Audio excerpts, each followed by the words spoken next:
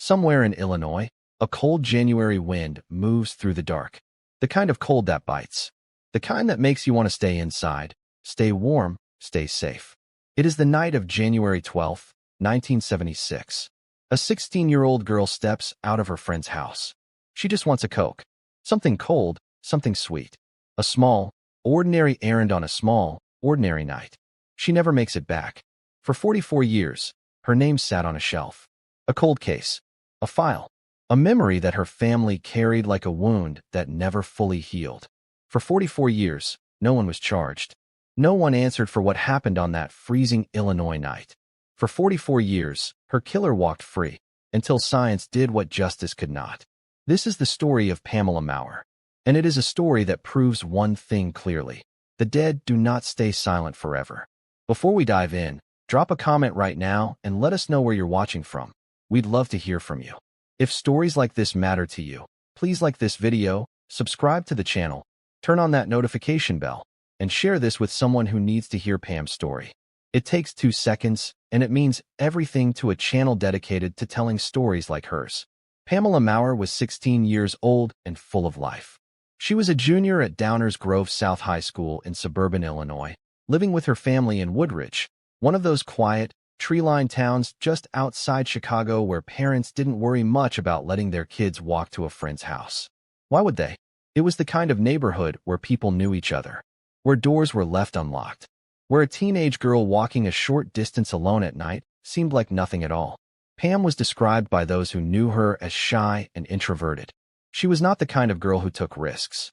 She was not the kind of girl who would willingly get into a car with a stranger. That matters. Remember that. She had spent the evening of January 12th hanging out with friends, the kind of easy, unplanned teenage night that you never appreciate until it's your last. Sometime between 9:30 and 10 p.m., Pam decided to make a quick run to a nearby McDonald's to grab a soft drink. Just a Coke. That was all. She stepped out into the cold Illinois night, and that was the last time anyone who loved her saw her alive. Her parents called police that same night to report her missing. They knew. The way parents always know when something is terribly, deeply wrong. Their daughter was not the type to wander. She was not the type to disappear. When Pam did not come home, the silence was louder than any alarm. The next morning, January 13th, 1976, a township road crew was out working near College Road and Maple Avenue in Lindahl. It was still early, still bitterly cold. And there, on the side of the road, half buried in snow, they found her. Pamela Maurer. 16 years old. Gone. An autopsy confirmed what investigators feared. Pam had been sexually assaulted. She had been strangled, most likely with a rubber hose found near her body. The attack had happened quickly, investigators determined, within a very short time of her leaving her friend's house. She had been taken off the street with terrifying speed. Pam had not gone quietly. Her friend Cindy Evans, who had spent that last evening with her, would later say something that has never left anyone who heard it. It does relieve me and all our friends involved that it was an actual stranger, and she fought. She fought. A shy girl who would never have willingly gotten into a car with a stranger, and she fought. That detail matters. It speaks to who Pamela Maurer was. Not a victim defined by her death, but a girl defined by her courage, even in her final moments.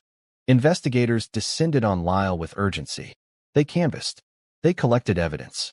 And here is the part that would matter decades later. They preserved biological evidence from Pam's body with extraordinary care at a time when DNA technology did not yet exist. Someone, somewhere in that investigation, had the foresight to save what could not yet be used. That decision would one day give Pam's family the answer they had waited 44 years to hear. But in 1976, there were no answers. There were suspects. There were leads. There were interviews and follow-ups and dead ends.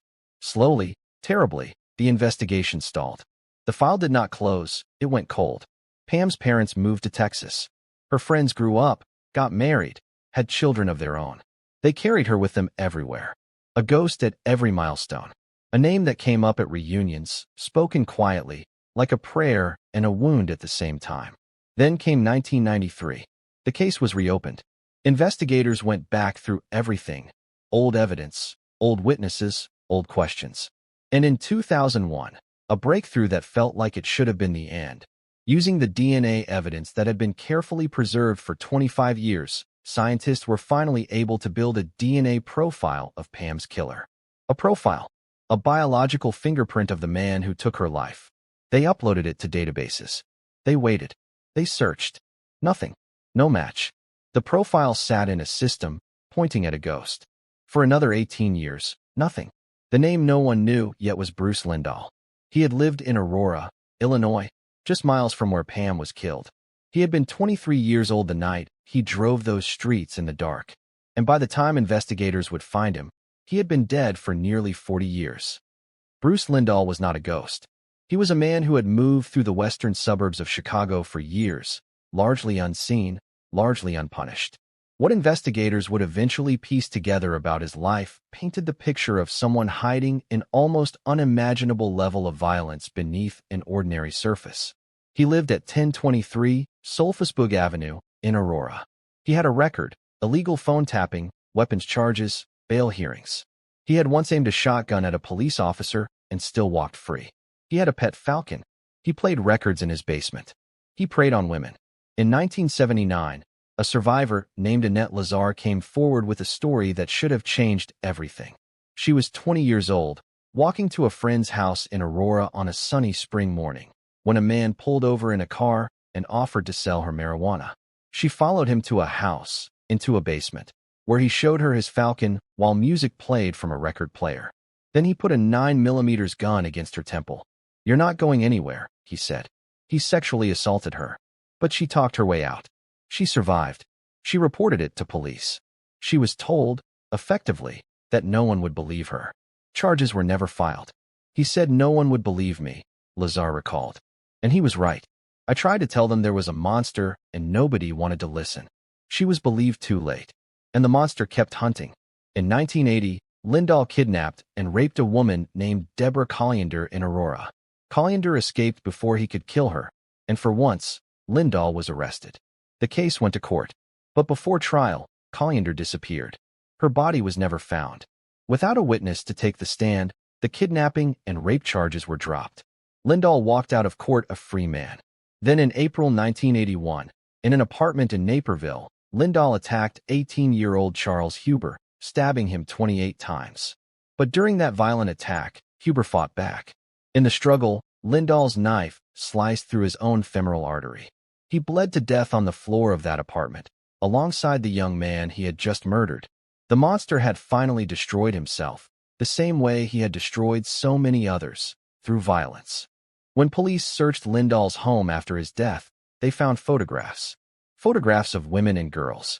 Among them, Deborah McCall, a Downers Grove North student who had vanished in November 1979 and was never seen again. The photos screamed what could not yet be proven. But proof takes time. And in 1981, the science simply did not exist. Lindahl was buried. The years passed. The suburbs of Chicago moved on, not knowing what had moved among them.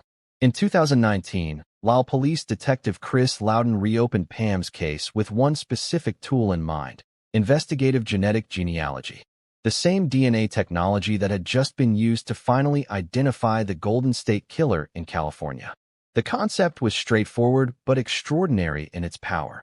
Upload crime scene DNA to a public genealogy website, find relatives who had submitted their own DNA, and build a family tree that traces backward to a suspect.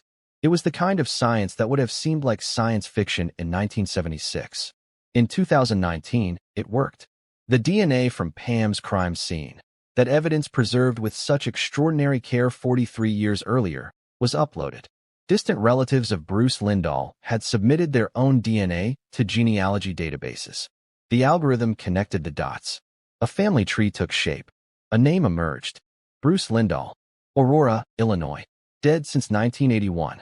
In November 2019, investigators did what had to be done. They exhumed Lindahl's remains.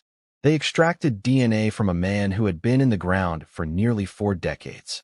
They sent those samples to 2 separate laboratories, the DuPage County Sheriff's Crime Laboratory and DNA Labs International.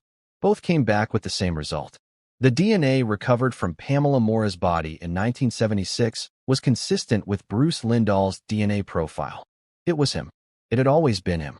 On January 13th, 2020. Exactly 44 years to the day that a road crew had found Pam's body in the snow. DuPage County State's Attorney Robert Berlin stood at a podium and spoke the words her family had waited 4 decades to hear. For 44 years, her murder remained a mystery. Today, that mystery has finally been solved. Detective Chris Loudon, the man who had refused to let this case go cold again, said it plainly. We finally have a face and a name to this monster. And that's pretty much what he was, a monster. Pam's family, now living in Texas, were told before the press conference. Her father, according to investigators, was pretty thankful that we didn't forget Pam. For decades of silence, and what broke it was the quiet, relentless refusal of detectives to give up, and the preserved evidence of a 16-year-old girl who fought till the very end. Lindahl cannot face trial. He cannot be sentenced. He cannot stand in a courtroom and answer for what he did to Pamela Maurer, to Kathy Halley, to Deborah Colliender, to the women in those photographs, to Annette Lazar, to all the lives he shattered across the western suburbs of Chicago for nearly a decade. He took that reckoning with him into the grave. But his name is now known. His face is now public.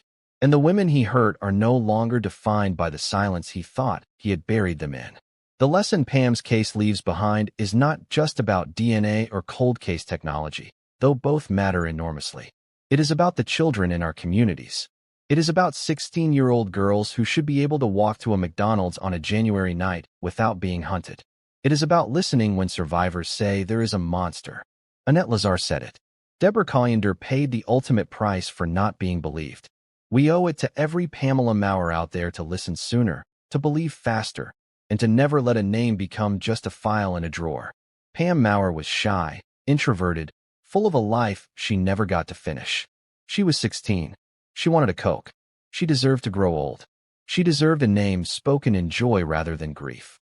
And now, at last, she has something she waited 44 years for, the truth. If this story stayed with you, and it should, please like this video, subscribe to this channel, and share it with someone you know. These stories only reach the people who need them when you help carry them. Drop a comment below and tell us what you think justice really looks like when the killer is already gone. We read every single one. Pam is not forgotten. She never was.